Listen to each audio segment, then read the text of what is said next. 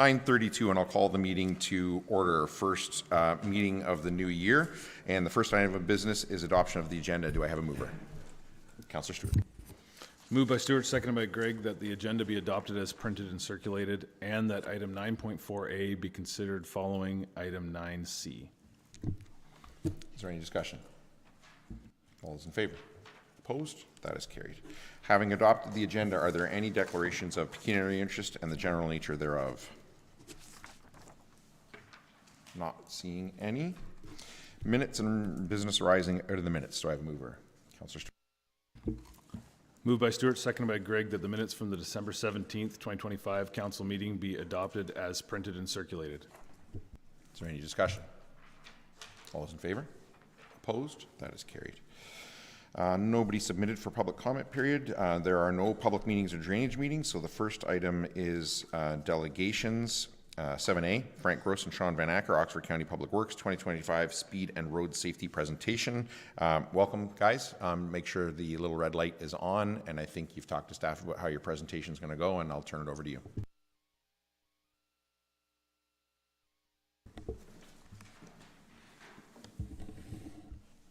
Good morning. Thanks for having us here today. Sean and I are here to present the findings of speed management and road safety review that we completed at 2 locations within Zorra.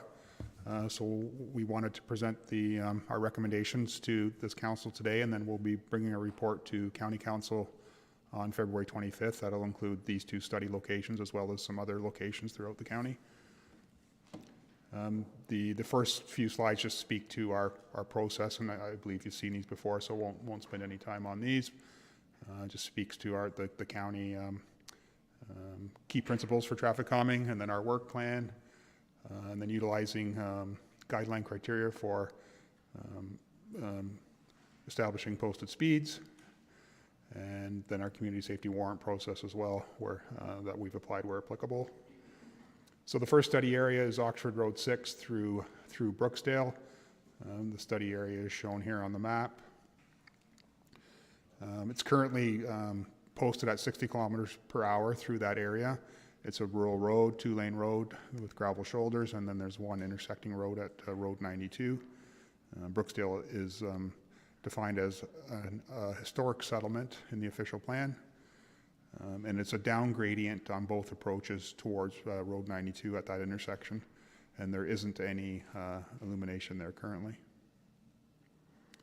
So we collected speed data, 24-hour, 7-day speed data at both approaches, and you can see the 85th percentile speeds here, just roughly in the 100-kilometer range. Just on the southbound outgoing there is a bit lower at 90, going up the hill there. We also looked at the collision history for the 5-year period, as well as the first quarter in 2025.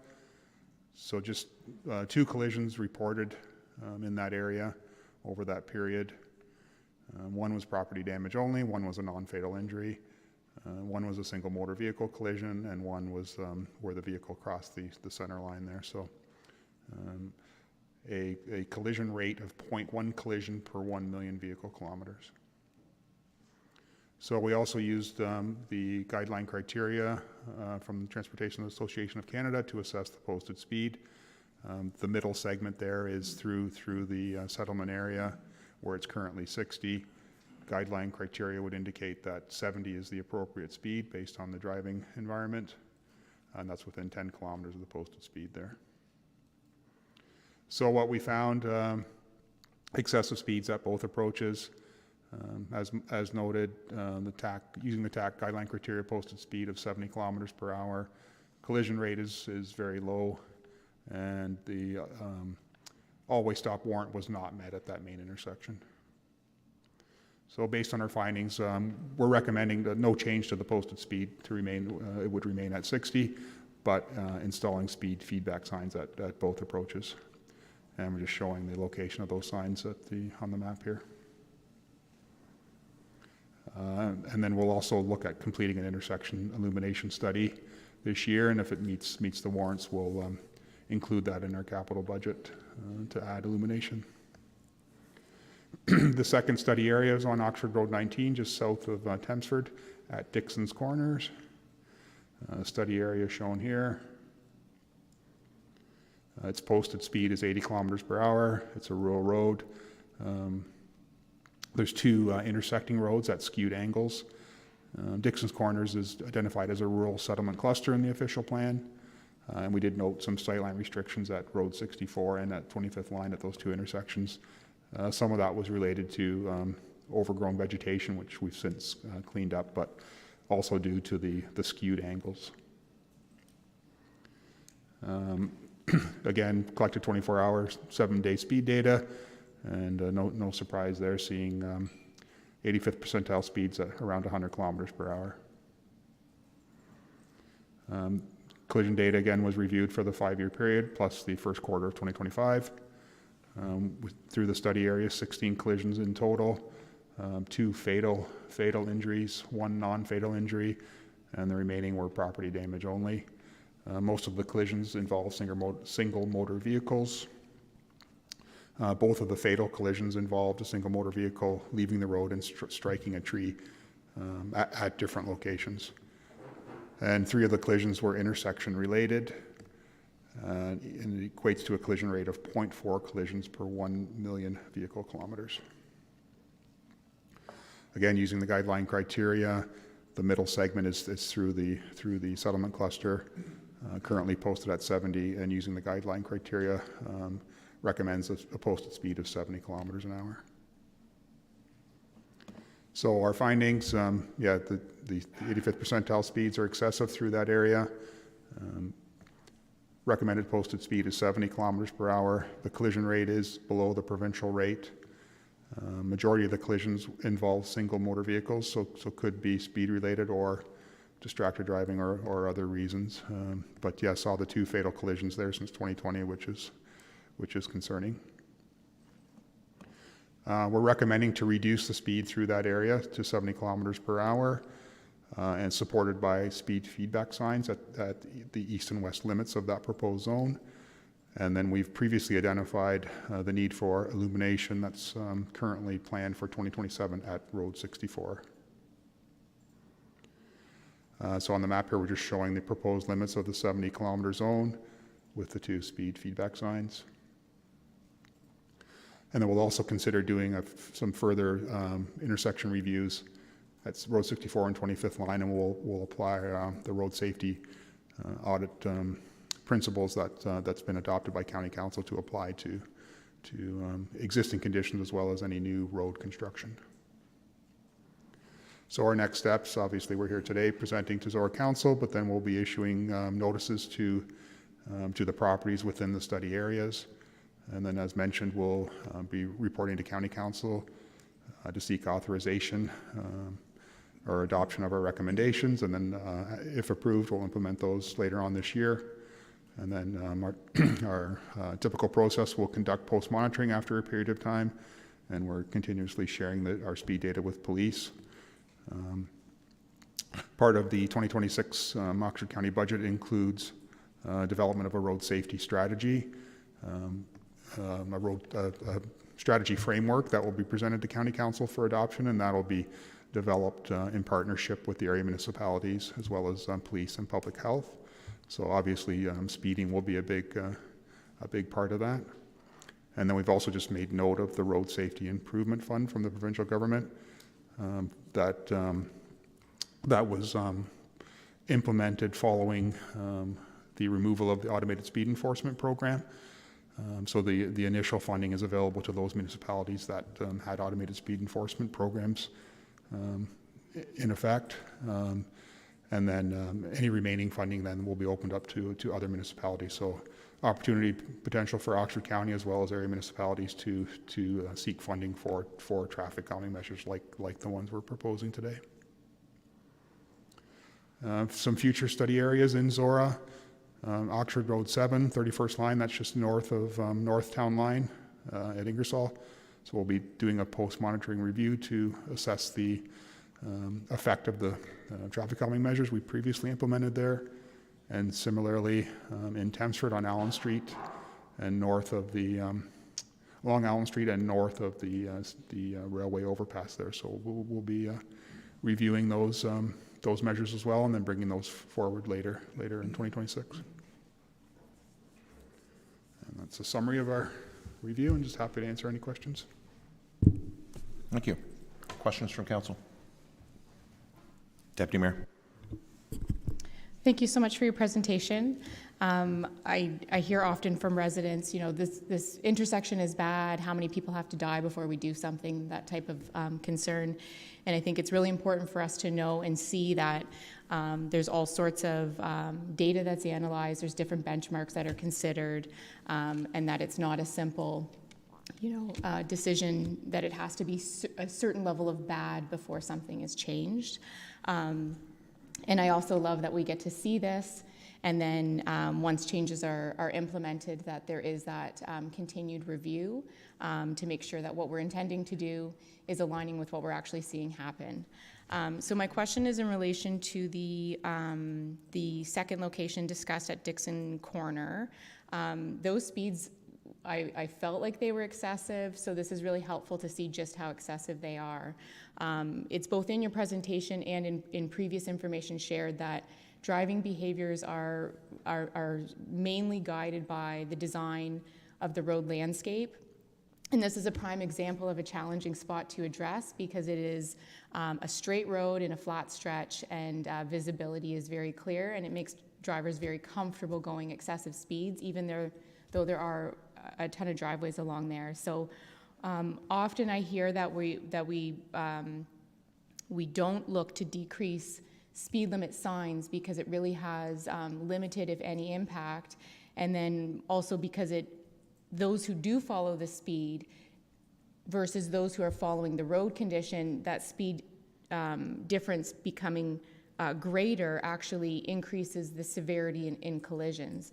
So with the recommendation here of reducing the speed limit, my understanding is that the speed feedback signs are intended to be the additional support to help guide drivers towards the posted limit as opposed to the driving environment. So my question is, are there any other considerations for potential changes to the landscape of that stretch of road that could have additional impacts to driving behavior, given it is a straight, flat stretch of road that we apparently like to speed on? Thank you through the mayor. Yeah, obviously, as you said, it's a challenging location. Illumination potentially could help too, just sort of defining that change in environment, right, as they're entering that settlement cluster. So, but you're correct. The speed feedback signs are intended to support that the proposed speed reduction, and then the post monitoring will further inform our next steps there. Anyone else? Councillor Stewart. Yeah, Frank, just wondering the note there at the end, again with Dixon Corner, whether further looking at 25th and 64 would possibly involve not having 64 come all the way down and meet 19 and just have one of the two roads meet up with 19 so that we have less, four-way intersections happening. Is that part of that study that could happen in the future? Through the mayor, yeah, I'm not sure if we've considered all of the variables there too, but that's probably a good point where might be if it's feasible to consider eliminating the intersection there. Anyone else? And we don't have more of this, right? All right. Thanks very much. Great, thank you. 7B, 9:45 a.m., Tim Vandekamp, Harrington and Area Community Association, reading circle request. Same thing, just make sure that the little red light is on when you talk, and I think staff are looking after your presentation there if you have one, and I'll turn it over to you.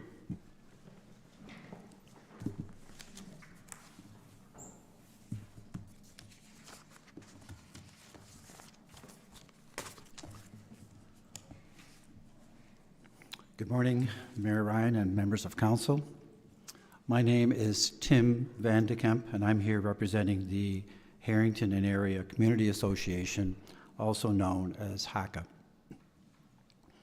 We're here today to seek council's approval to construct a reading circle next to the Harrington Hall. HACA values our partnership with the Township of Zorra, being administrators of the Harrington Hall, a township facility. HACA also values a partnership that we have with Coyote Nature School, providing meeting and education space at the hall, at the library, the park, the pond, and the Harrington Gristmill. Twice weekly, 15 to 18 young Coyote students use these facilities, bringing life, learning, and laughter to the village. It was Coyote Nature School that proposed the idea and the benefits of a reading learning circle. But thinking beyond the nature school, there are many additional benefits of a seating area for the community that frequent the village.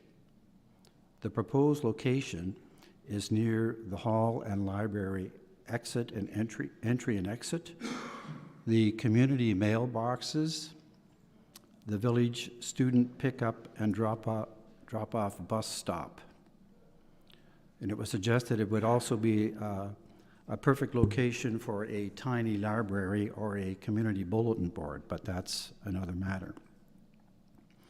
I have outlined the benefits of a reading circle in the proposal request that I've forwarded to you. The concept sketch included in that proposal shows 6 5-foot logs arranged in a hexagon with 12 inches space between the logs.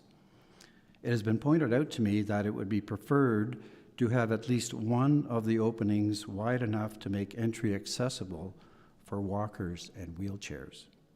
And I agree, and submit that this can be incorporated in amended design plans by reconfiguring the log lengths and placement. We are convinced that a reading, learning, gathering, meeting circle would be a very well-used space and an added asset to make Harrington an inviting and welcoming village. I conclude by thanking you for hearing our delegation today. We ask that this proposal receive your approval. If it does, it is our intent to move forward as soon as we are able to. Thank you. Questions from council?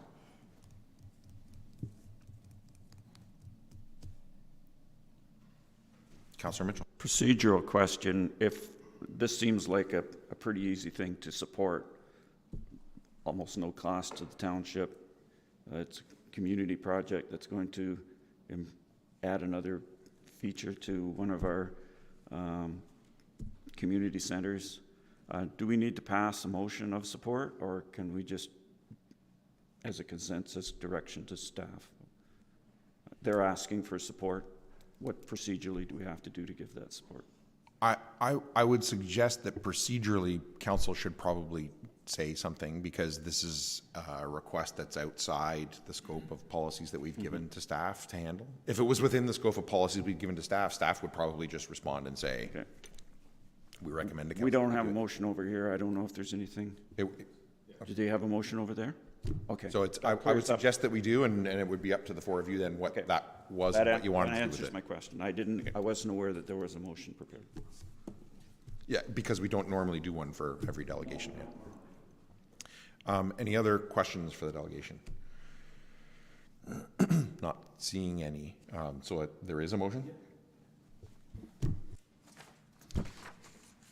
Moved by Stewart, seconded by Greg, that council support in principle the Reading Circle project proposal as presented by Harrington and Area Community Association at the January 22nd, 2026 council meeting, pending completion and compliance with a capital project grant application as per policy 500-10 for the 2027 intake and budget process. As the mover, do you wish to speak to that? Yeah, I'm in support of it. I think maybe Deputy Mayor may want to elaborate on this too, because I think a lot of the wording came from her on this, but you know, any community group that's coming to us with an application to look for our support is, we're willing to accept those applications. I think the idea is that we do that in a structured way, as we've established policy to do, and that's why we've you know, made this suggestion that it be part of next year's budgeting process. As the seconder? Yeah, this is a great proposal, and I think I'm going to risk getting some spicy phone calls later, but I really think Harrington does this kind of thing best, where they see opportunities for community improvement and really get hands-on and involved with it. I had some initial sort of, what are the materials? Do they meet the regulations required for public space versus private space, what's accessibility, what are the entrance surfaces, and so I think like those questions that I have, the answers come from our staff, and that is part of the review when we work with community groups with projects that are through this process. So when we are working through budgeting and staff reviews these applications and builds them into our work plan for the year, it's not just the cost of materials that could be involved or the funding involved, which in this case there isn't funding, but it's also the staff time to provide the proper analysis and recommendations to work with our community groups to make sure these things are implemented properly and in compliant with all legislation. So I wanted to be supportive of this in principle because I think it's a phenomenal project. I can see myself, that's a spot that I absolutely would have sat on and look forward to sitting on in the future. Very supportive of all the programs and events that are currently happening in Harrington, and I'm sure more to come in the future. But we have had other groups come forward looking to do things outside of our policy format. We've worked really hard in the past 2 terms to develop these policies with the timelines so that we can find some way to be consistent and transparent and fair for everyone.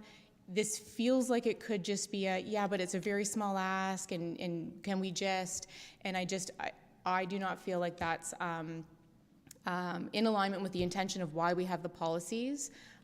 It's not as fair as I think what the other community groups that have come forward outside of the process and said that we've said no to. So what I look forward to is hopefully having the community not lose enthusiasm for the project and submit it through our formalized process. Things sometimes are slow in municipal government.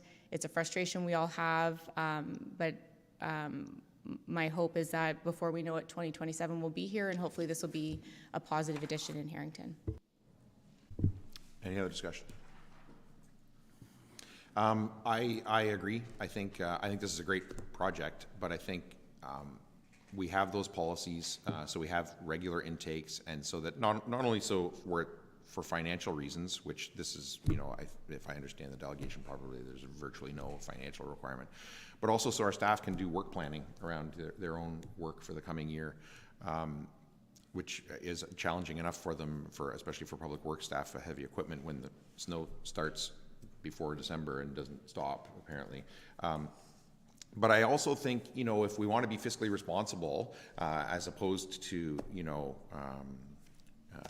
cheap, let's say, then I think you have to develop, as the deputy mayor said, you have to develop those policies that allow you to be financially responsible and transparent, with the community, and then you have to stick by them, and it'll be up to council every time as to whether outside the scope of those policies, is this a small project that doesn't really matter? Is it medium? Well, and frankly, we won't all agree on those things. But we did have several groups come forward in the fall that proposed projects that we, directed them to the dog park in Embro and channeled them off through the appropriate channels to go to. The one that I'm really reminded of was in 2018, I think it was, before we had all these policies, when we were considering the skate park and splash pad in the village of Thamesford. And by the time it got time for the project to be awarded, it had gone considerably over budget. And there was a really robust debate at council at that time about, do we, the community's really behind it, everybody really wants it. And frankly, I had been championing the project before it was even an official project to council. And I was the one who said, no, if this has to die because I can't remember how much it was, but it was a significant amount over budget, and the reason that I said that is the reason I would say we need to, even though this is a relatively small project, and I do support it, when we act irresponsibly, even in a small way, we undermine our credibility for every other project that we want to consider in the future. And if we do it transparently with the public, because again, you know, while this is in the village of Harrington, it's resources that are paid for by everybody in the township. And if we do it in a transparent way and in an accountable way, and we keep doing it that way all the time with every project, then it makes it easy to defend these projects as being, these are good for the community. We do them in a transparent and accountable way, in a financially responsible way, and here's how you do it, and access that and bring us your next project wherever you live. So for all those reasons, I both support the project, because I think it's a good thing to do, but I think it's the right thing to do, as the mover and seconder have said, to go through the process that we've have for all the reasons that I just said, realizing that's not going to make, you know, everybody happy that it's going to happen. The only other thing I would say is keen to get it done, and I get it, because I'm that kind of impatient person as well, but the reality is 10 years from now, nobody's going to say, you know, we could have had this in 2026, but we didn't get it until 2027. Once it happens, all everybody's going to know is, this is great, I love it, I'm glad we had this, and I'm grateful to the people who took the initiative to make it happen. So I will be supporting the motion on the floor. Anyone else before I call the question? All those in favor? Opposed? That is carried. Thanks very much. Thank you. I would encourage you, I'm sure you've talked with Sophia already, but I would encourage you to keep that conversation ongoing.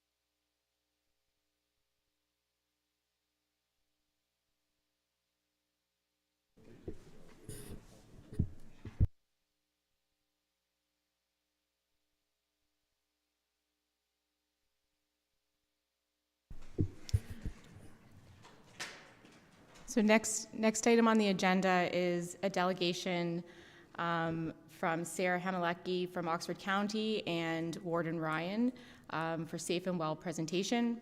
So I will turn it over to the delegates to take us through their presentation.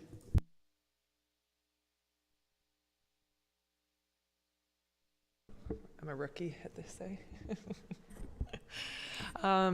I'll try that again. Good morning, and thank you for the opportunity to be here. We are very happy to be here to be presenting the final draft version of Oxford County's Community Safety and Wellbeing Plan, which we call Safe and Well Oxford. I just touched myself. Okay. There we go. All right, so we will presume that you have read the information that was included in your agenda today, but we have a few key things that we want to highlight, provide some additional context with regards to, and then obviously we are also more than available for any questions should you have them. So I am hopeful that you all have at least a very high level understanding of community safety and well-being plans by this point. A quick reminder, they are legislated plans.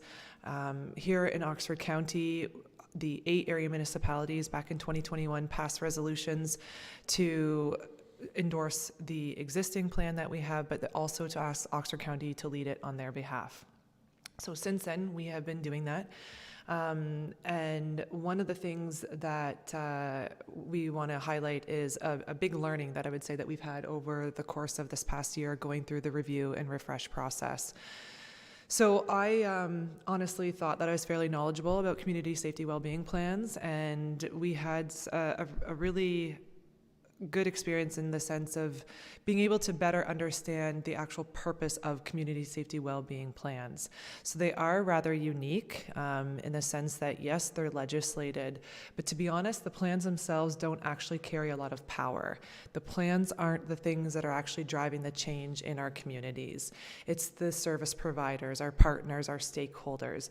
That's where the actual change happens. These plans ultimately just represent more of a sort of like a roadmap, an opportunity for people to collaborate and a set of shared goals for everybody to work towards. So I think with that sort of added and deeper understanding, I feel like we've got an even better handle on things and can really foresee how we will be able to implement this plan going forward. I hope you don't mind if I'm a bit shy presenting to this council. I think you're all familiar with the update plan and how it started in early 2025. That we had technically met our legislative requirement to update the plan by adding gender-based violence, but we certainly felt that one of the biggest things that we learned from the first 3 years of the plan, or 2 years at that point, one of the biggest learnings from the plan that we had was how we could be more effective and efficient in the plan. So that update started with the Canadian Index of Wellbeing Survey, which is a survey of all residents in Oxford County, but it's a survey that's similarly, not exactly the same, but similarly implemented in other communities all around the country, which means that you can then have some context for the data that you collect and compare it to other communities to see how it compares. It was determined that we would hire a strategy corps to lead the development process of analyzing our plan, our existing plan at that time, other plans around the province. They were familiar with other ones, and they did that work. And then all that together then started surveying organizations, municipalities, residents, municipal staff, all of you individually, having opportunities to give input on what you wanted to see in that new plan. And they came up with a draft based on all of that data collectively. That draft was submitted to Manager Hamilecki, who then went through that with them, and that was the point at which we started to sort of learn some things that we had probably not really appreciated, probably should have. And I think the one thing I would say to this council is, as a primary learning, and Sarah hinted at it already, is that unlike other policy documents that municipal councils accept, in this case, we're not really proposing that this council set a service delivery level. Normally we adopt a policy that says this is the service level we're going to deliver, and then we talk with our staff about what are the financial and human and equipment resources that we apply to that in order to deliver it, and we're able to measure that and we get it. This is a little bit different in that we're setting sort of more priorities and aspirational goals, and then we hand it over to another organization to do that work, right? These community groups that we're hoping are going to join us. So this data that we collected and the input we collected from everybody and that learning that we got from that first draft, then turned into a new draft that was then sent out to everybody for input and reviewed at the summit in October, where we got more input that was incorporated by Strategy Corps and then by Sarah, and then that leads to the plan that you have in front of you today. So at this point, we're pretty confident that the plan that you have in front of you, it's the final draft, that it accurately reflects the hopes, the fears, the wishes, the concerns, the abilities of Oxford residents, of the organizations, of municipal staff, municipal council members all over the county, and that we're really hoping that it accurately reflects what this council wants to see, and that you'll endorse it today.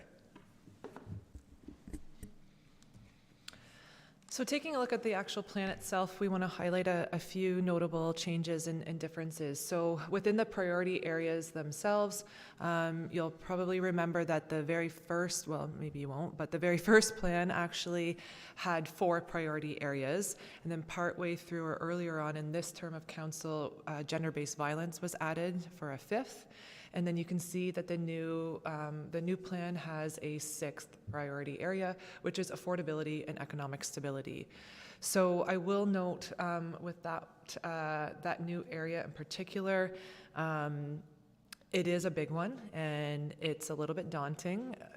I mean, not that the other ones aren't either, but it is something that will be completely new. And to be honest, I'm not exactly sure how we're going to go about tackling it. So if that was a question that you had, we are on it, and we don't know the solution. But I think that's where the whole essence of community safety well-being plans and what they can do, we can use the plan to help us to connect the people and the work that's already happening in our communities. There is a lot of great work that's already happening with regards to like food security and things like that. So we will be able to sort of utilize that plan to be able to help connect people, resources, groups, and organizations, and do what we can within that priority area. And then the other change within the priority areas is mostly just the change in the title. DEI has evolved into people and belonging. I think that this change is one that is a little bit more reflective of the needs within our communities. It's a little bit more encompassing, and I hope that you'll all agree that obviously at the end of the day, what we truly want is for all of the people and the residents to feel like they belong within Oxford County. So some other changes. We do have a new FTE. It's going to be a coordinator type position that was approved in the Oxford County 2026 budget.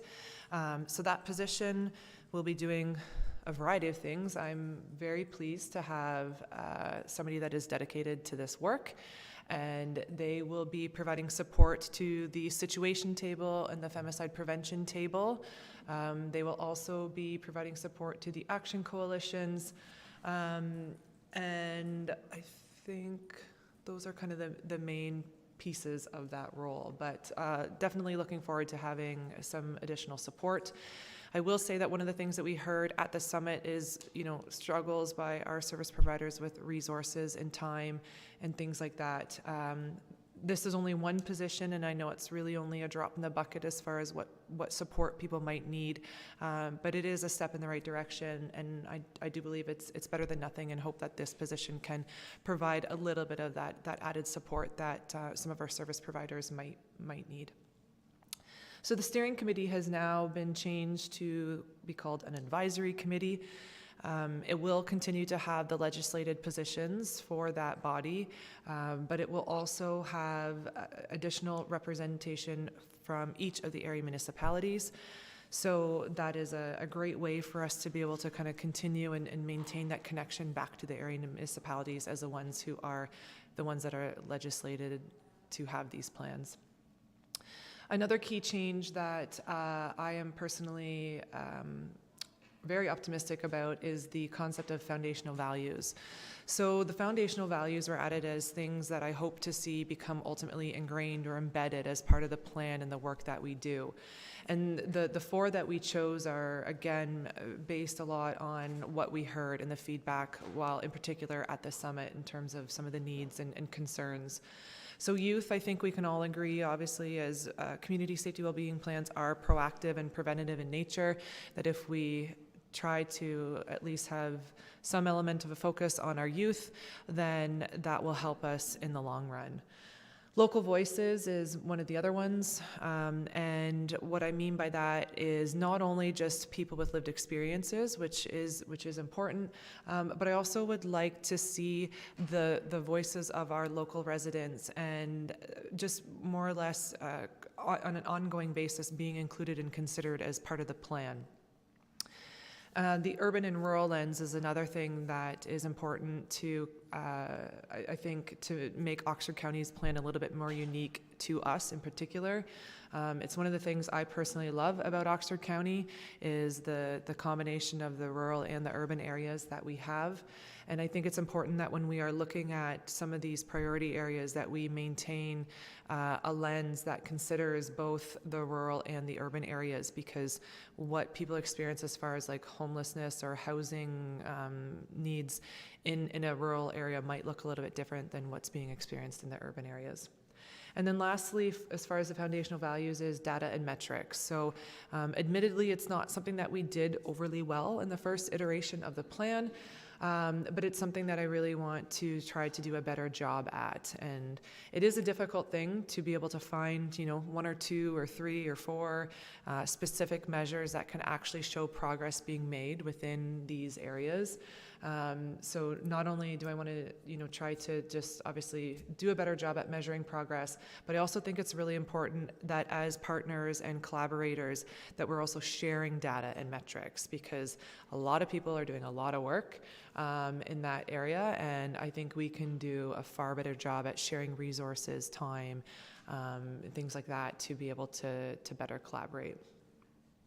And then the other sort of more significant change is that we are going to be asking our action coalitions to have, we're using the term work plans for right now, because we don't necessarily want to tell them they have to have a strategic plan or anything like that, but we'd like them to have a plan.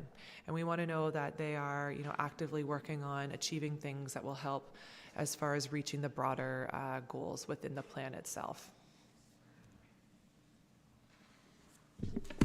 So this slide is an attempt to describe to this council how this is going to be governed. I point out that it's probably more of a small g than a capital G for some of the reasons that I said before, in that we don't have any authority over the groups that are going to come forward to do this. They're going to come forward voluntarily. If they think that they can contribute and if they think there's an advantage to collaborating, they will come forward. So the ability of the advisory committee to govern their work is sort of limited to how much those groups are willing to be governed, to how much they value that they're going to get out of it. One of the carrots to them coming forward to do this is that Safe and Well Oxford coordinator in the centre, who will work with the advisory committee, work with the action coalitions, as Sarah just said, to help them establish a work plan that'll be based on some kind of metric. And that metric will hopefully be metrics that will move us towards those priority areas across the bottom.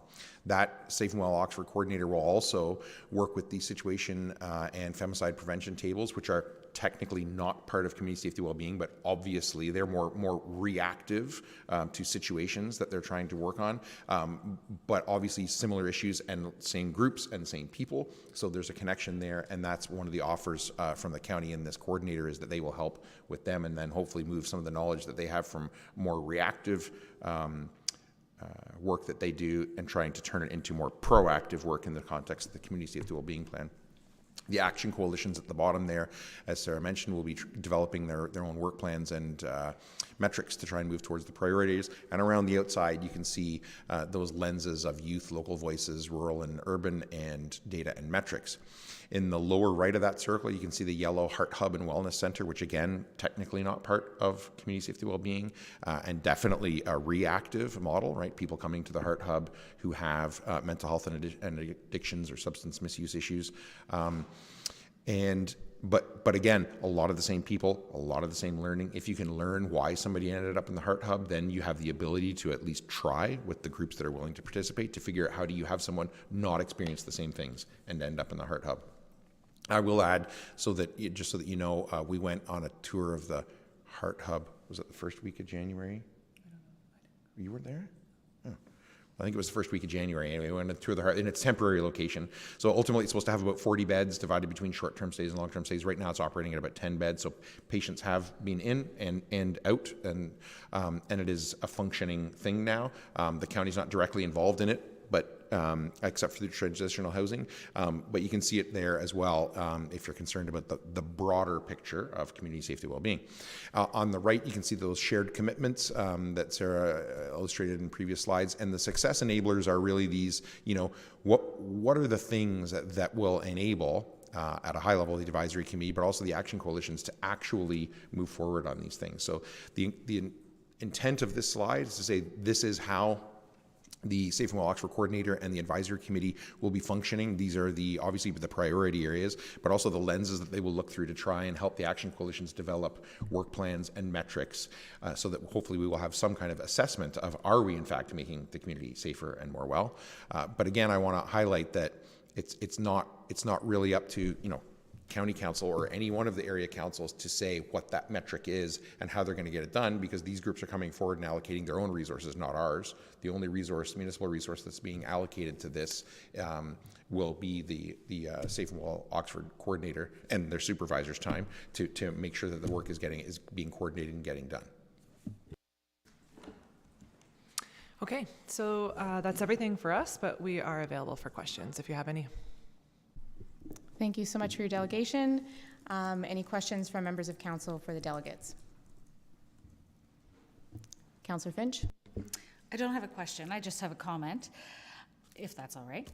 Back in 2022 at the AMO conference, I went to the Heart Hub in London, and it was amazing seeing what they can do for their community.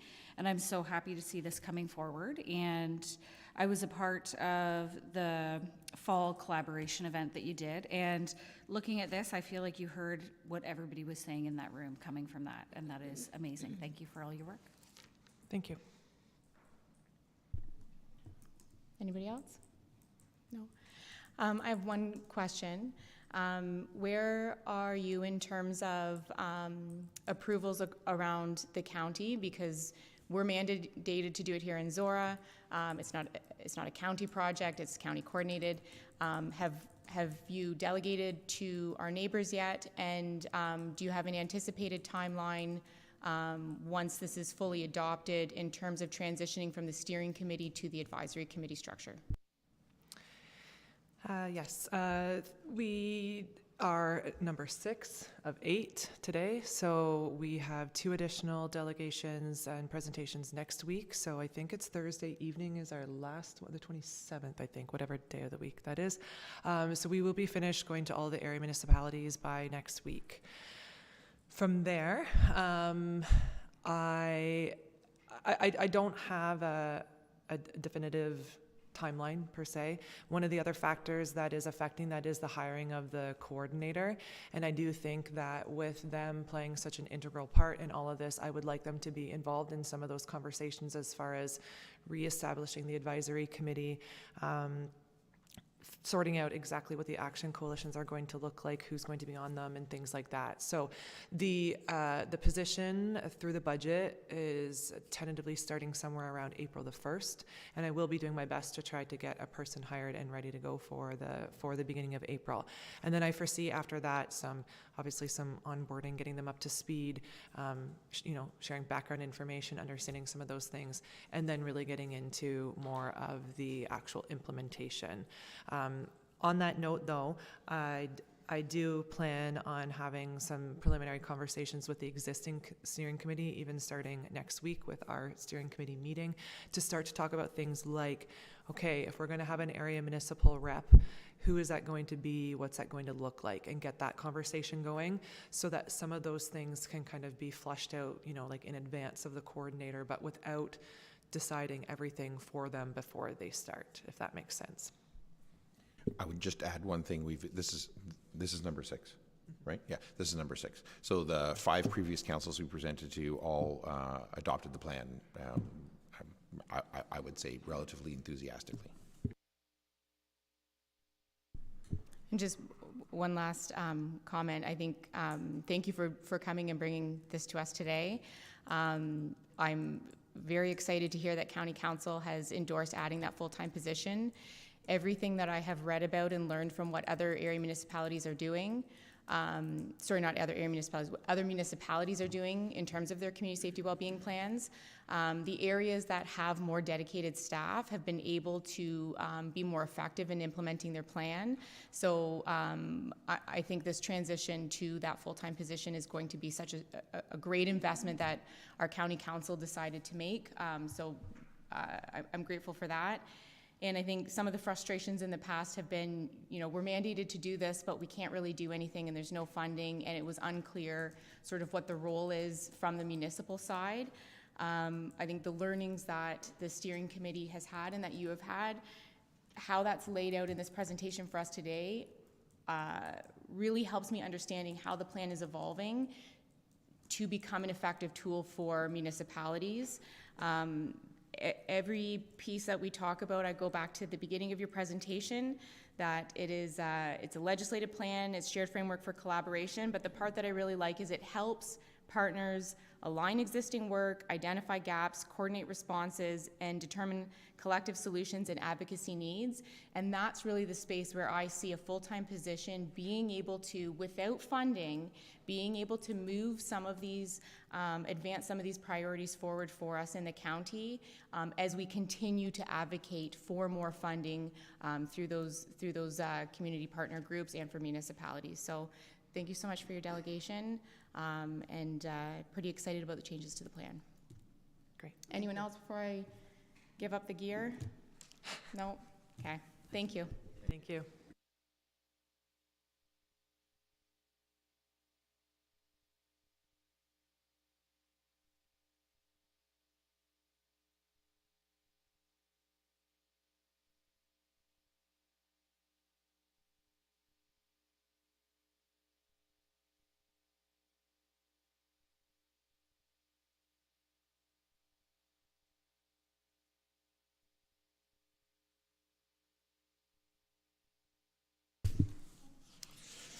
Thank you to the Deputy Mayor. And now per the amended agenda as adopted, we are going to jump down then to, where is it? 9.4A, Legislative Services Report 2026-004 from the Director of Corporate and Protective Services regarding Safe and Well Oxford Plan update. Director Martin, is there anything you want to highlight for Council before I ask them for questions? No, thank you. Questions from Council? Not seeing any. Is there a mover? Councillor Finch. Moved by Councillor Finch, seconded by Councillor Mitchell, that Council receive Report 2026-004 entitled Safe and Well Oxford Plan Update as information, and further that Council approve the updated Safe and Well Oxford Plan as attached to this report as Attachment 1, and further that Council continue to endorse Oxford County to lead the implementation of Safe and Well Oxford Plan on their behalf, with the addition of a full-time equivalent position as added to the county budget for 2026. Councillor Finch is the mover. Do you wish to speak to that? I think, like I said before, Safe and Well is doing a wonderful job so far. In the summit that I was at in the fall, I did hear a lot of feedback of just the service providers being a little frustrated with timing, but like Deputy Mayor said before in another delegation, municipal government takes time to get things done properly.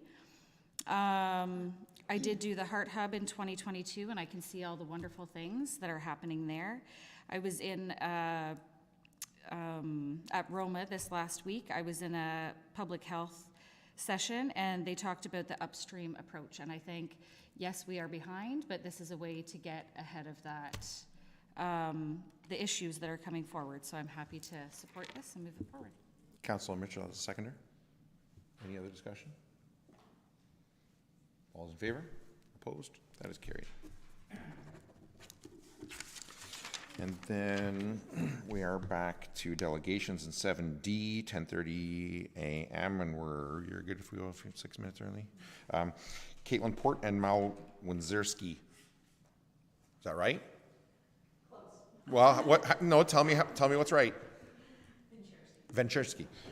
MHBC Planning, Amrize 33rd Line Road Closure, and just make sure that the little red light is on. And I think you have a presentation, I think, correct?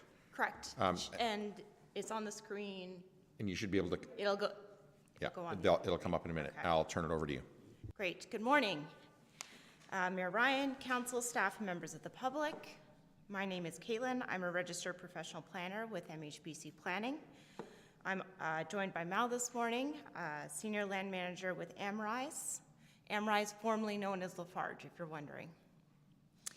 We're going to spend a few minutes this morning outlining Amrize's request to close and purchase a portion of the 33rd line that bisects the existing Amrize Woodstock Quarry. There we go. The Woodstock Quarry, it is an existing Aggregate Resources Act license that is located between Road 74 and Road 68. This quarry has been in operation since about the 1950s, and it supplies high-quality limestone construction materials across southwestern Ontario. In the last few years, demand for aggregate has increased, and the quarry plays a critical role in maintaining aggregate supply security for a number of municipal, provincial, and federally funded construction and maintenance projects. Construction and infrastructure projects. Operations at the Woodstock Quarry are currently occurring in the north end of the central block, including stripping activities, that's removing the overburden, extraction, processing of aggregate materials to create aggregate products, and progressive rehabilitation.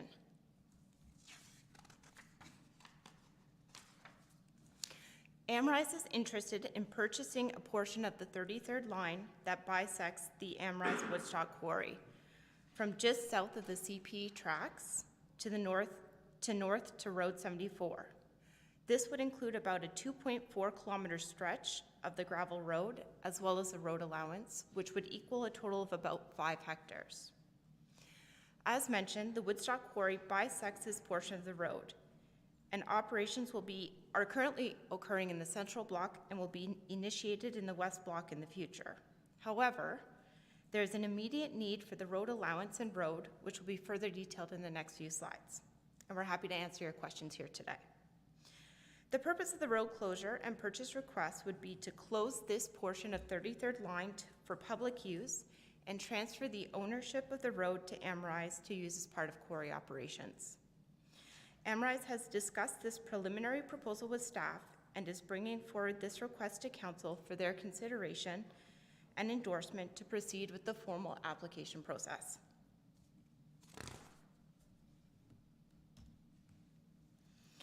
The figure on the screen shows the proposed road allowance that Amrize is interested in purchasing. It's the yellow portion of the 33rd line. This closure and purchase, importantly, would not result in the loss of any access for any landowners, as Amrize is the primary property owner along this portion of the road. There are no residences, buildings, or structures that require access to this portion of the 33rd line. As shown on the screen, Amrize owns all of the land located to the west of the proposed road closure and all but one of the properties located to the east, which is owned by Federal White Cement. That's that property highlighted in that light blue color. The lots to the south, shown in green, of the proposed road closure would maintain their current access onto the 33rd line as well as Road 68. We are aware that there are some hydro poles located along this portion of 33rd line, some of which supply power to the quarry, and therefore easements would be provided for the existing utilities that would be required to be maintained. Due to the increased production rate at the quarry, a portion of the 33rd line is required to improve quarry safety. By separating the stripping trucks, those are the trucks that are carrying overburden, from the production trucks. Those are the large rock trucks that carry the blasted rock to the processing plant for further processing. Currently, stripping, extraction, processing, and progressive rehabilitation activities are all occurring within the central block. This is creating some operational challenges for the safe movement of heavy equipment and large vehicles in this relatively small footprint. By accessing the 33rd line, stripping trucks could travel directly from the north end of the central block that is currently being stripped to the south area of the central block that's currently being progressive rehabilitated. This would allow these vehicles to not interact with the heavy machinery, primarily the rock trucks, or other ongoing quarry extraction operations in the central block. There's no new quarry operational entrances that would be required or proposed onto Road 68 or Road 64. Road 74. We have had some preliminary discussions with staff regarding this proposed road closure and some considerations, including the requirement for the creation of a new cul-de-sac on the south side of the CP rail crossing to allow for vehicles and snowplows to turn around. Amrize is the property owner of the property located to the west, and a new cul-de-sac could be constructed using a portion of this property at Amrize's expense. The current CP rail crossing would be closed to the public as part of this proposal, In our opinion, this would increase public safety, and we understand from the township that the township currently pays a crossing fee. That would no longer be required. If closed and purchased by Amrize, the stretch of the 33rd line would no longer need to be maintained by the township to municipal standards.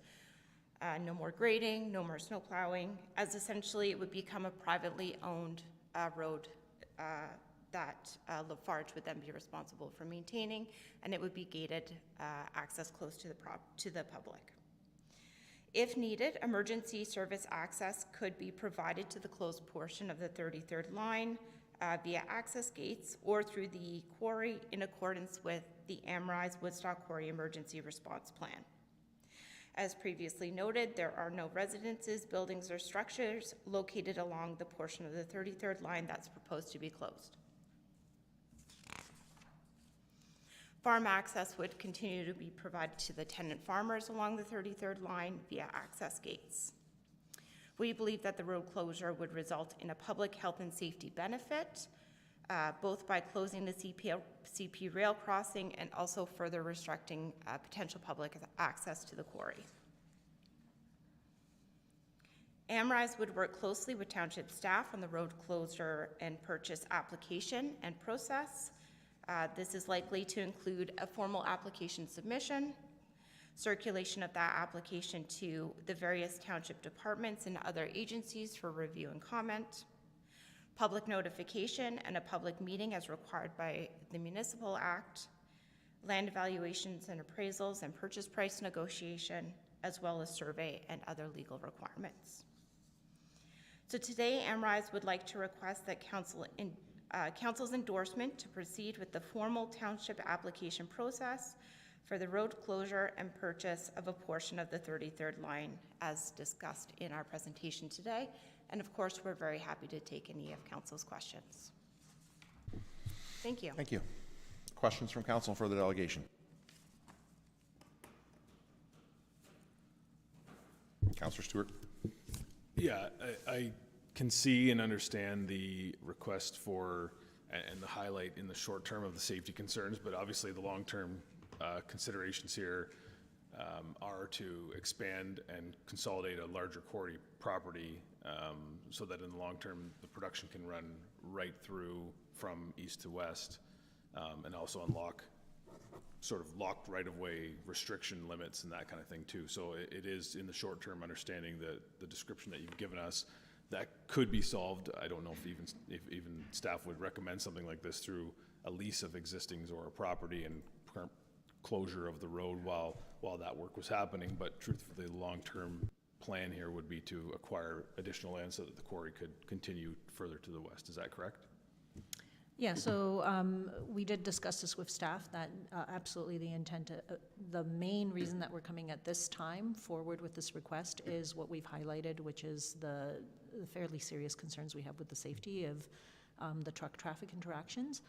However, midterm, there is also going to be a need for us to take some of those stripping materials to the west block. Mm-hmm. So if this is not something that council would like to consider at this time, then I can foresee that in the short term we'll be coming by anyways to ask for access along the road to have trucks go into the west block.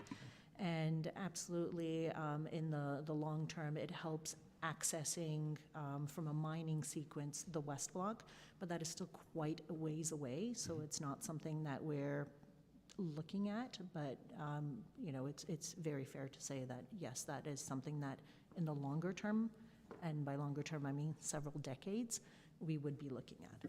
Okay. Any other questions for the delegation?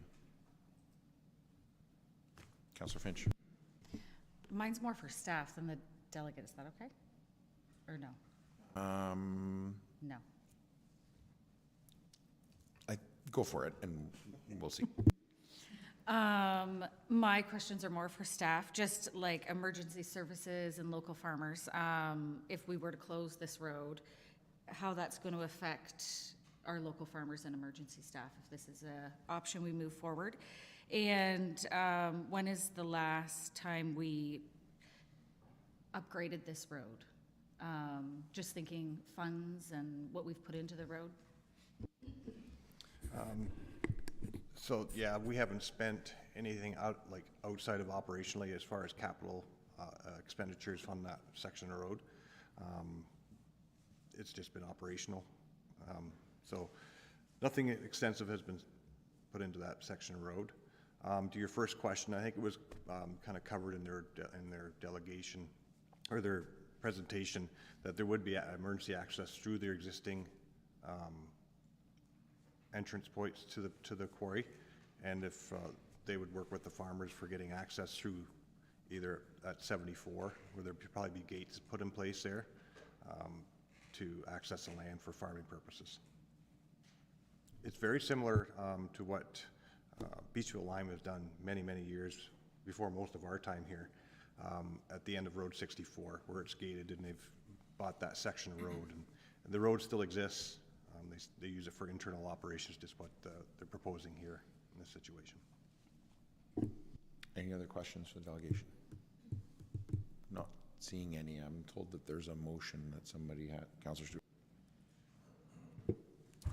Moved by Stewart, second by Gregg, the council direct staff to prepare a report outlining the next steps regarding the permanent closure of 33rd line by Amrize, previously Lafarge.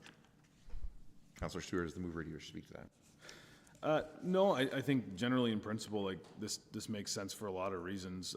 You know, there's obviously a long-term plan for Amrize here, the acquisition of the lands and the permitting of the lands to the west, clearly with the intent of continuing to extract a resource that is valuable to us as a community, and you know, to sort of stand in the way and make things either unsafe in the short term or inefficient in the long term doesn't make a lot of sense.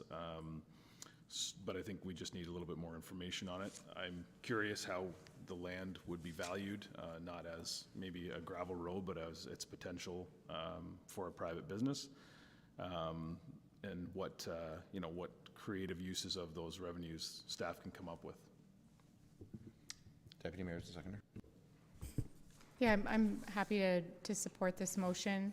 I also have some questions. I think when we're making decisions like this that have, you know, they become permanent changes to our land use, I do have questions for our planning department about the long-term implications of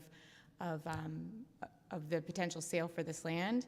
And, you know, in all conversations we have around traffic calming measures, we know that when there's a change made within our road network, it ends up creating impacts on other road networks. So, you know, I'd be a little bit more interested in, you know, what are the traffic counts now? What are the alternate uses? Who's using the road? Where would that traffic then go? And that we have a sense of what those implications will be on our existing road network, and if there would be upgrades that would need to be made or accommodated because of that. So just from the presentation today, I'm not prepared to endorse them moving forward with the application process.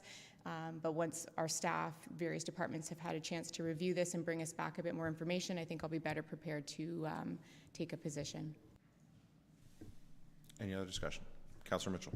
Yeah, I'll support the motion to get more information. Based on the delegation today, it seems like this is a win-win. For all practical purposes, this is a private road at this point, since there's no other properties that are using it for access as far as residences or farms. And the delegates outlined what the advantages to Amrize would be is from a safety standpoint and from an operational standpoint. And from the township standpoint, if we proceed with this, there's the opportunity to realize some income from sale of the property, and also reduce our maintenance cost and our potential capital cost, because I would think that a road that's being used with this kind of heavy truck needs some, at some point would need some significant work done to it to keep it operational. If it was still ours, by selling it, then that becomes Amrize's costs and issues. So, no, I think this is a reasonable request, and I look, but I do agree that any issues will come up during the application process as far as there's public notification and public meeting, land valuation, that sort of thing. But I think it's something that we should move forward with by supporting the motion that's on the floor. Anyone else? Councillor Finn. I'm happy to support the motion. I'm interested to get some feedback on the questions that we've put forward. And yeah. Yeah, I'll support the motion. I think that I think it's a reasonable request from the property owners, and I think at the same time there are very real concerns around emergency response, not only of our fire department but police, ambulance, etc., but also frankly like private property rights around. I mean, there's probably people who use that road that don't have a property on the road or immediately adjacent, but they use it coming and going. And I think this is the right way to do is to ask our staff for a report. And I, one of the things I will be looking for in that report is, what are the potential decision point opportunities for council and the potential off ramps if we decide that at a certain point that, as we learn more about it, that it's not an appropriate thing to go forward with, or any member doesn't think so. But I think it's certainly a reasonable request, and I think this is the way to go about it, is to look at what existing policies do we have to do similar things, what policies might we need, what have other municipalities done in similar situations, and as this council's done many times with other projects, is identify the risks, assess them. Are there sufficient ways to mitigate them? Are we willing to do the things to mitigate those? And then we have our decision in front of us. So I think broadly consider yes, report from our staff first, and then we know how to proceed, and I think then we proceed. So anyone else before I call the question? All those in favor? Opposed? That is carried. Thanks very much. Thank you. Thank you.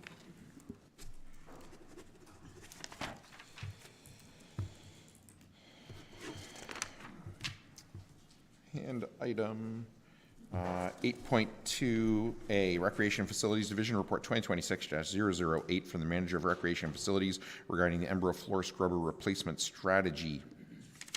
Manager Caldwell, is there anything you want to highlight for council before I ask them for questions? Good morning. Nothing to highlight. Questions from council on the report? Councilor Mitchell. Appreciate that when something unusual comes up that's going to cost some money that wasn't planned on, that staff looks for savings somewhere else to offset the cost. Just curious, what work was planned at the Embro Arena parking lot that can now be done by our staff that was originally planned to be contracted out? Yes, thanks for your question. I understand parking lot repairs is a bit vague. So we are pouring a 30 by 30 concrete pad just outside of the Olympia ice resurfacer room. That section of the parking lot is very severely deteriorated, and so as the Olympia is, dumping snow and crossing over and back on it, it's causing some pretty good wear and tear on the machine every time it travels across that broken asphalt. So like many of our projects, we kind of budget and plan for them, and then we've been with our partnership with the roads team, we just kind of assess what aspects or in full can a project be done in-house. So we determined this could be done fully in-house using really just the staff, equipment, and resources we have, and that will free up some funds to address the failed scrubber. Any other questions from council on the report? Do I have a mover? Deputy Mayor. Moved by myself, seconded by Councillor Stewart, that report 2026-008 from the Manager of Recreation and Facilities be received and filed for information purposes, and that council approve the purchase of a replacement floor scrubber for the Embro Arena to be funded through projected savings from the Embro parking lot repair project in the 2026 capital budget. Is there any discussion? I love this. This is fantastic. This is the work that I think an example of the kind of work that a lot of residents don't know that our staff are doing all the time, right? I mean, it's obvious on a day like today when the plow goes by, or like yesterday, a horrific day for property owner with a barn fire, what municipal staff are doing, but this is the kind of stuff as well where we see our municipal staff just identifying the issues and juggling the priorities and looking for opportunities to get the things done.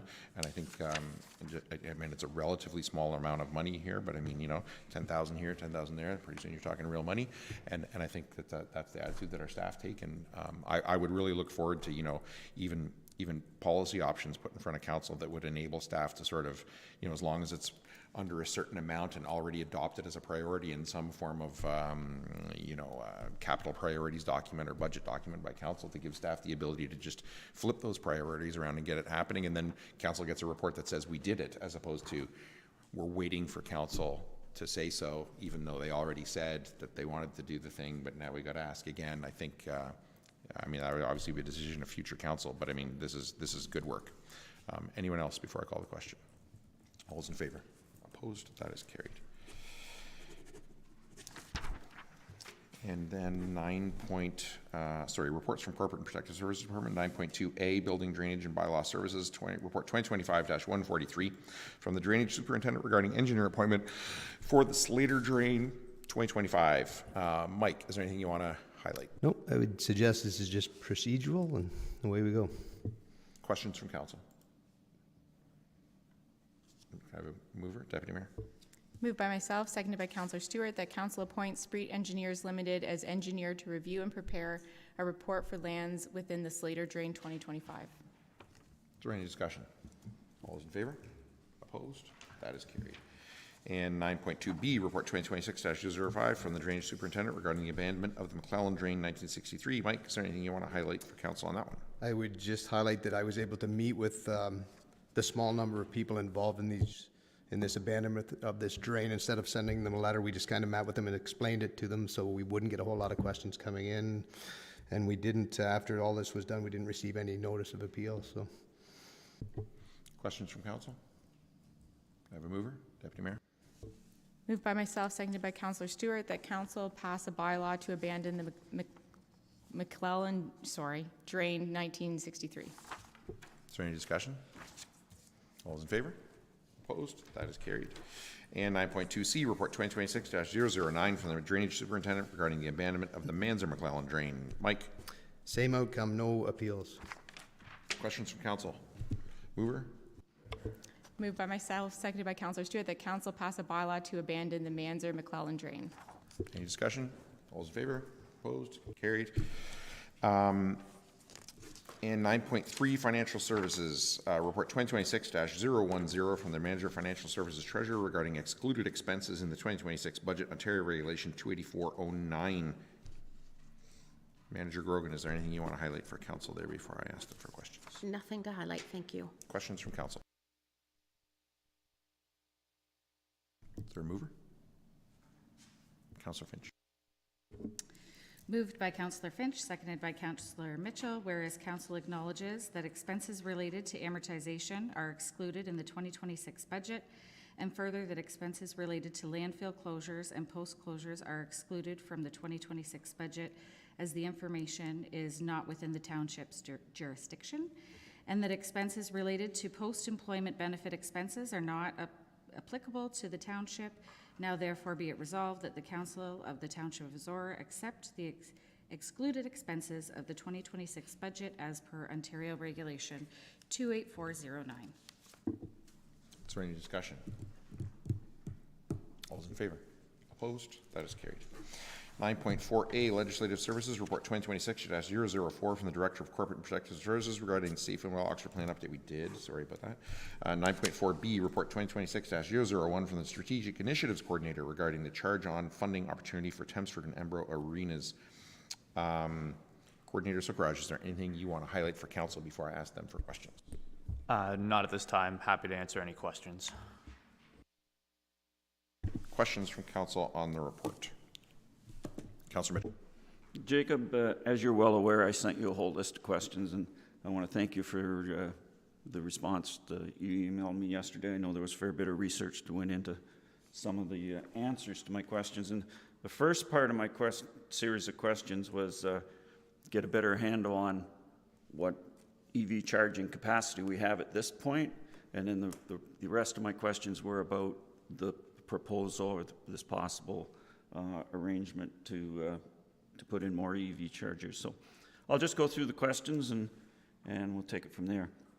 So in total, there are 2 ports at the ZMC. Each charger has been installed, has 1 port. Oh, sorry, that's the answer. Oh, that's the question. How many vehicles can the ZMC chargers charge at the same time in total?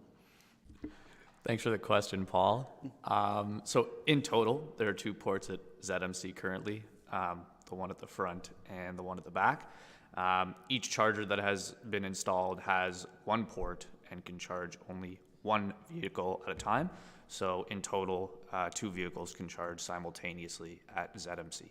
Okay, I'll try to stay on the right page from now on. Was the $2,820 in charging fees collected in a 365-day period or some other timeline? That's correct. So the $2,820 in charging fees was collected in a 365-day period from mid-January of 2025 to mid-January of 2026, so this month. Okay. What were the operating and utility costs incurred to collect the charging fees during this time period? So this question is not straightforward to answer. Just as the cost of electricity is a moving target, and our utility bills do not provide a breakdown of individual equipment usage, just the overall facility's consumption for the month. This being said, the energy used by the chargers based on the kilowatt hour draw in 1 month compared to our total consumption over the same month was less than 1% of the facility's usage for that month. So that was January 1st, 2025 to February 1st, 2025. In reaching out to ChargePoint and to our utility provider, this is not something that we could get an exact number for. As for operating costs, these are just the one-time subscription costs for the 3-year cloud plan. So that's $2,740 per charger. As there's no township maintenance required, most of the issues are handled by ChargePoint or Charger Crews support teams. Okay. Are there any township employees registered to charge their own personal EVs at the ZMC? At this time, there's only 1 employee who has a personal vehicle registered to charge at ZMC. Okay. As far as the proposal, the ChargeON program site requirement states that sites must be accessible to the public 24/7.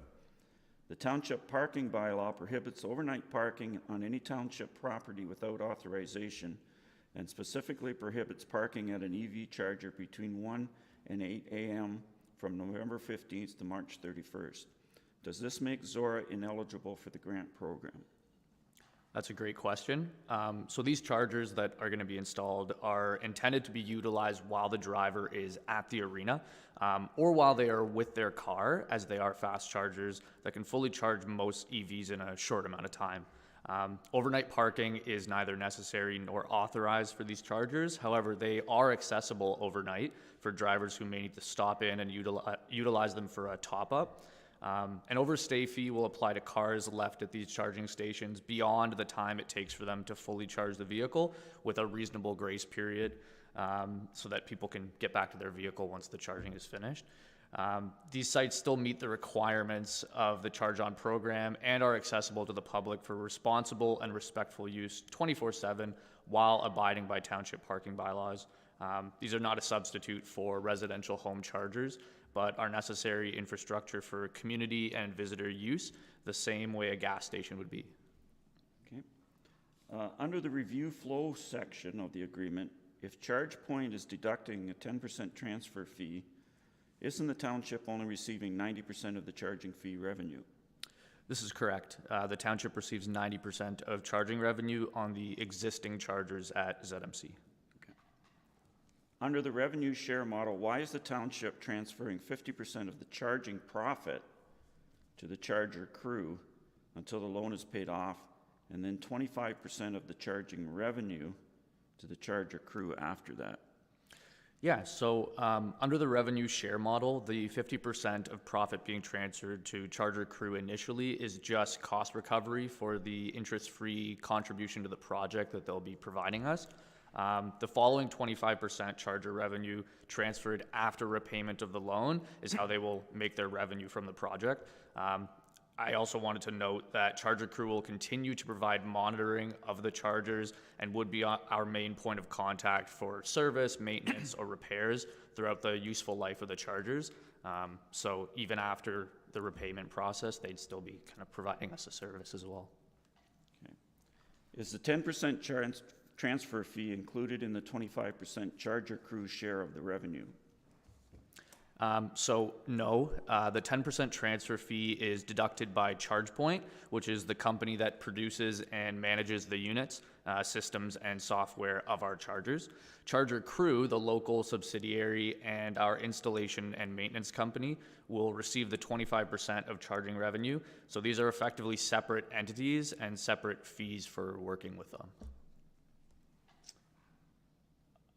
Under the asset management section of the report, what is civil work and electrical service for 4 EV chargers?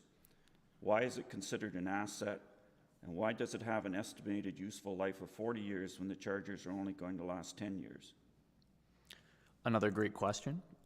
So under the asset management section, civil work and electrical service are assets because they are the physical infrastructure and hardware required to be changed, installed, and upgraded to allow the operation of the EV chargers at the facilities, including like concrete, underground lines, the bollards, etc.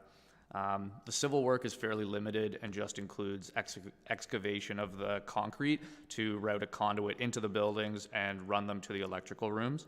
The electrical work includes installing transformers and running the electrical through the facility to these chargers, as well as putting disconnects outside of the buildings for safety and easy maintenance.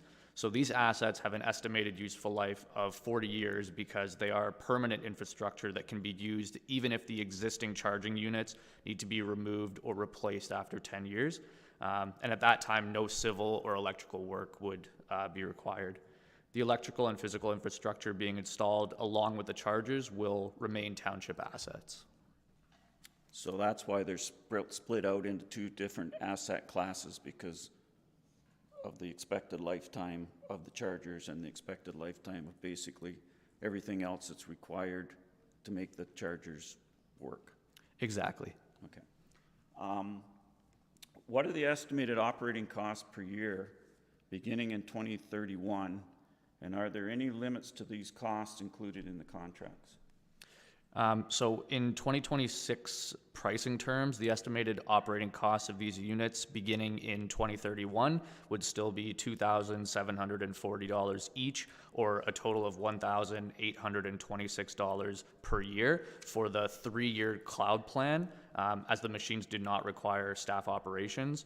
And in regards to the contract portion, we won't really know that until the funding is approved and a contract is actually put in front of us. Right now, there's no commitment to any of this. So once we actually can see the terms, we can kind of negotiate that. And my last question is, in November 2024, Ernie Hardeman's office announced provincial funding for 70 EV chargers in Oxford County, including some in Zorra Township. Has there been any follow-up on that announcement? Another great question. So the correspondence from Ernie Hardman's office from November 13th, 2024 does reference new EV charging stations in Oxford, and I'm pleased to verify that the 2 level 3 chargers currently at the office here are a product of this funding. At the time of the correspondence, the proposed chargers that funding had been allocated for were 1 level 3 charger, so one fast charger, and 2 level 2 chargers, which are kind of slower, better for residential and overnight usage. As mentioned in the report brought to council today, level 2 chargers are not as efficient as charging a vehicle outside of residential use. Staff were then approached by ChargePoint, who had the same funding available, could provide a shorter timeline for the project, and would install 2 level 3 fast chargers instead of the units originally requested in the application. So basically, we did utilize the funding. We just got the 2 chargers at ZMC that are fast chargers instead of 3 chargers overall. So the 68 new chargers mentioned for Oxford County as a whole within Zorra Township and neighboring areas have all been installed or are in the process of being installed. Thanks, Jacob. Appreciate the information. Any other questions on the report? Do I have a mover? Councillor Mitchell. Moved by Councillor Mitchell, seconded by Councillor Stewart, the report 2026-001 from the Strategic Initiatives Coordinator be received and filed for information purposes. As the mover, do you wish to speak to that? If the motion had been that we proceed with this project, I had 3.5 pages of speaking notes why I opposed that motion, but since the motion is just to receive and file, I will forego most of those points. The points that I made back last summer when we debated the adoption of the township green energy policy still hold true today. The 2 points I will point out from my notes were that we have more than enough EV charging capacity with the 2 units that we have now. According to the report, there was $2,820 in revenue at 36 cents a minute. Well, you do the math on that, that comes out to 130 hours total charging time in a year. So the theoretical charging capacity would be 2 vehicles times 24 hours a day times 365 days would be 17,520 total hours. Now that's theoretical. But let's say the practical charging capacity would be 50% of that, which comes to 8,760 hours. So that means the 130 hours of charging time is we're using 1.5% of our current charging capacity. If we were only renting 1.5% of our available ice time, we wouldn't be looking at building another arena. The other point I'd like to just point out is the financial impact of this proposal would be that in 2027, we would increase township assets by 394 rates where we have 88.5% of our capacity that's not being used. In order to meet our asset management plan commitments, we would be have to commit almost $30,000 a year towards those assets, and we would also increase township debt by $98,000. So I appreciate the information that was provided in the report, but I don't think at this point in time there's any need for us to move forward with expanding the EV charging network. Sorry, I missed who the seconder was. Councillor Stewart. I think Councillor Mitchell covered most of my concerns. I look at what we need to, while this is grant funding and free money to us at the moment, immediately after these are installed, we start putting almost $30,000 away every year, and the revenue that we're seeing from these is not coming close to offsetting that. The landscape 10 years from now when these need to be reset could be, or rebuilt could be totally different, and there could be an absolute need for that, but that's a bit of a gamble when we are looking at being fiscally responsible. Any other discussion? Deputy Mayor. Yeah, I was happy to see this report on the agenda. It does a lot of things that I like. It speaks to what we've endorsed in our strategic plan. It's leveraging grant funds available set out for us as municipalities to achieve on our strategic plans. And then there's a business model stepping forward that provides us an opportunity to not have that budget impact in this year and not have that financial contribution, but then seeing those decreased revenues over time to sort of make up for them stepping forward. So a lot of times it's so difficult in small municipalities like ours that have such small budgets to be able to advance some of these strategic initiatives. And what was laid out here in the report brought some potential for us to be able to achieve without the financial burdens that often restrict us.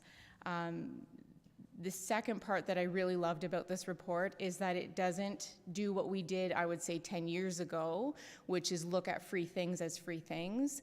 It is through the lens of asset management. So it's giving us as a council the tools to understand what the value is of what would be being added to our asset inventory as a municipality, but then what that ongoing annual cost would be that we would be contributing to reserves in order to be able to maintain and the eventual replacement of that asset. And I think that information allows for us to make much more informed decisions around how we want to receive free things, because it is an increase, it reflects an increase in our assets, an increase in our ongoing budget, because otherwise we would be, you know, when the free thing runs out, we wouldn't have the money in that year to replace it.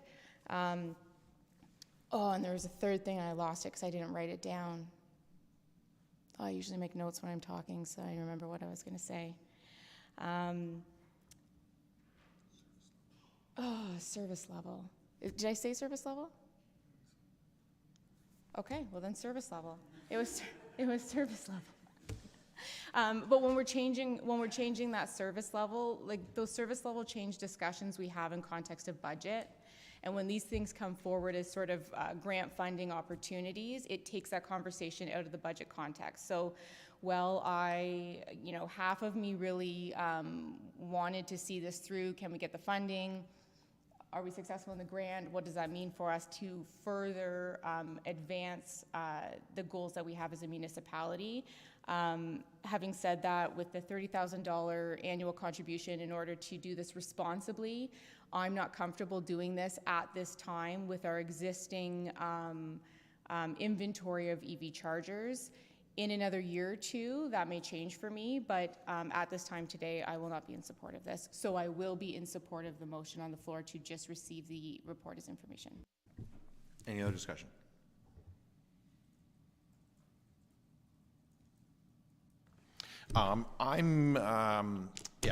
Very real concerns from council, and I think a lot of people would sort of assume that I would, on a personal level, by default, be in favor of this because of my often expressed views about the environment and general electrification, and the fact that I own an electric car. But I think when you come and sit in this chair, you have to take different views. I think a lot of residents assume that when you come here, you sit down here and you advocate for what you personally want, because you've got one of those 5 chairs and this is what I want and that's what we're going to do. I really try not to do that for a lot of reasons. Frankly, because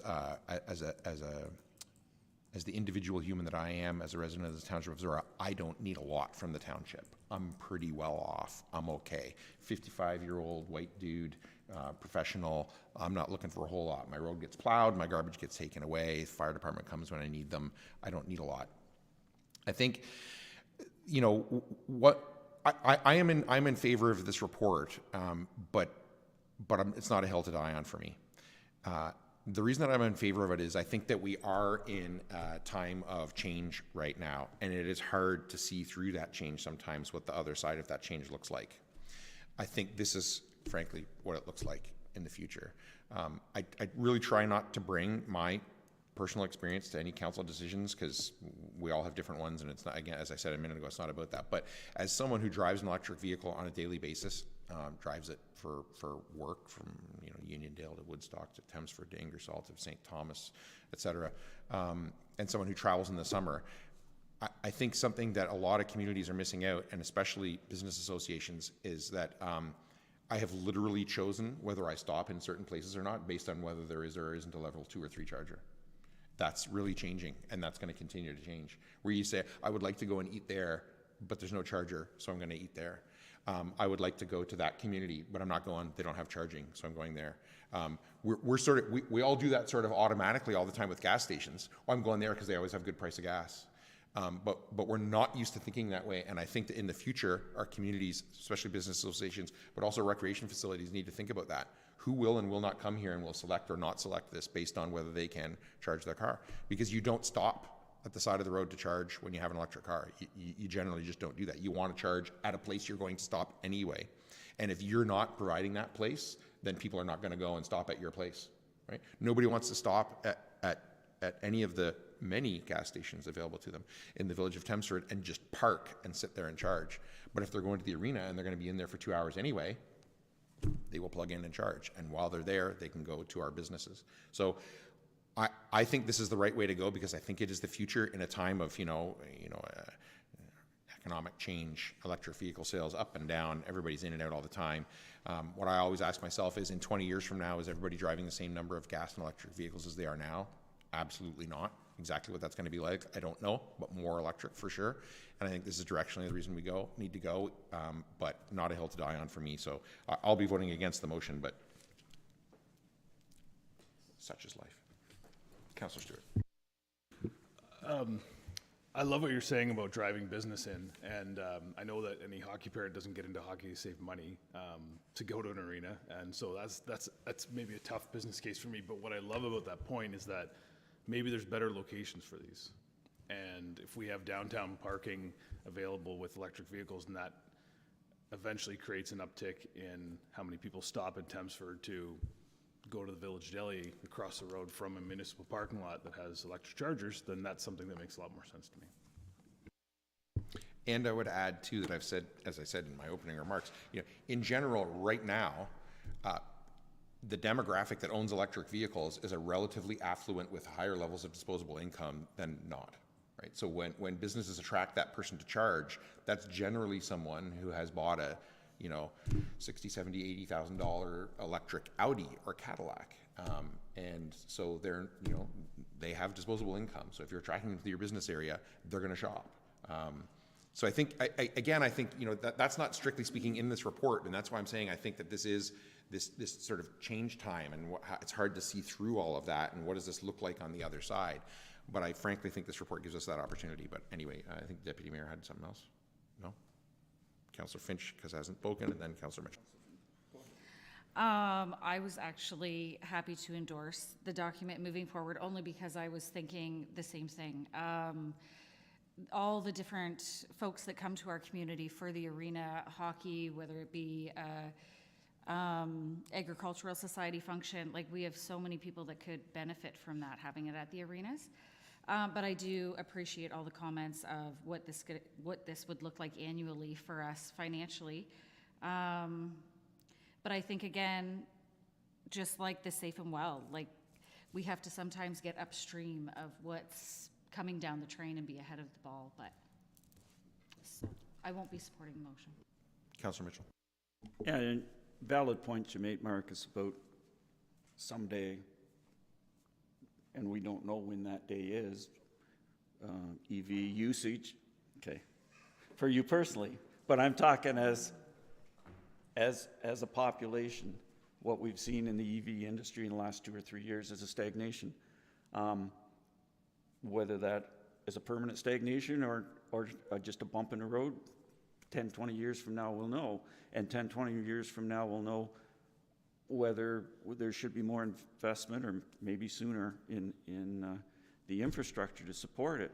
But what I found really interesting, and the reason I asked the question, was that only one of our township staff is charging an electric vehicle here. And you mentioned about the demographics that drive electric vehicles. Well, our staff fits that demographic in that they're above average education and income. They're very comfortable with computers and new technology, and they have a charging station readily available on a daily basis. So if there's only one out of 18 or 20 people in this building that have chosen to purchase an electric vehicle, that gives me some indication that there's not a big need in the near future for more charging infrastructure. So I just wanted to kind of build on the comment you made about the demographics and who does participate in this new technology. Anyone else? Those in favor? Opposed? Motion is carried. And no correspondence requiring direction, no boards and committees. Information items 12. Any questions on either A or B before I ask for a motion to deal with one or both? Have a mover for either of those? Councillor. Moved by Councillor Finch and seconded by Councillor Mitchell that items 12A and B be received and filed for information purposes only. Is there any discussion? All those in favor? Opposed? That is carried. No unfinished business, no notice of motion, bylaws. Moved by Councillor Mitchell, seconded by Councillor Finch. The bylaws 01-26, 02-26, 03-26, 04-26, and 05-26 be taken as read a first, second, and third time, and finally passed, and further that the mayor and clerk are hereby authorized to sign the same and affix the corporate seal thereto. Is there any discussion? All those in favor? Opposed? That is carried. Items of community interest in the calendar. Councillor Finch, you want to start us off? This evening, January 22nd, the OCFA Annual General Meeting is happening at the Craiggowan Golf Course. Dinner is at 7 p.m. The meeting starts at 8. January 26th, the Embro Agricultural Society's annual meeting is at the Embro Legion. Dinner starts at 7 p.m. with the meeting after. And February 28th. Can I stop you there? Oh. Did we sort out who was going to that? I am. You are? Yeah. And you're, because I think they're asking, so you're, thank you. February 28th, the Embro Zorra Agricultural Society is having a comedy show. Doors open at 7:30 and the show starts at 8:30.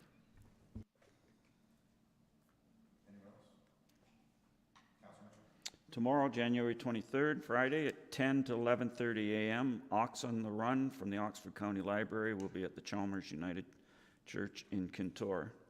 And the other item is there's a story in the most current Zorra Now that was written by former councillor Jim Verwer, based on information provided by Steve Oliver, about a major culvert replacement on line 23 between Road 96 and Road 92 this last fall. This same story was in a recent edition of the Ontario Farmer, which is the weekly newspaper which has the largest circulation of any agriculture publication in Ontario. It was a full-page story with including 4 pictures of the work that was done, very complimentary of the way this situation was handled. It was something unexpected. I don't know if Steve wants to fill us in a little more on it. But I just want to thank Jim Verwer for taking an interest in writing the story and getting it out there. And I want to thank Steve, and I presume Derek was the lead man. That's his department on crisis management, and all the public works staff, plus Paul Leversage's crew that got this done, and an incredible job, well done. And if you get a full-page story in the newspaper that goes across all of Ontario, that's great PR for a little place of township, Zorra. So I don't know if you want to add anything to it, Steve, or not, but I was just thrilled to see that in the paper. No, it's nice, though. It was very complimentary of the staff. They did work hard. There was a lot of quick planning that had to happen leading up to the actual construction days, and Derek took lead on that, and then the whole crew come together, and we had a nice opening of weather. We're lucky, and they got things sewed up and cleaned up in 3 days, which is actually really, really impressive. So it was good to see get the recognition. Absolutely.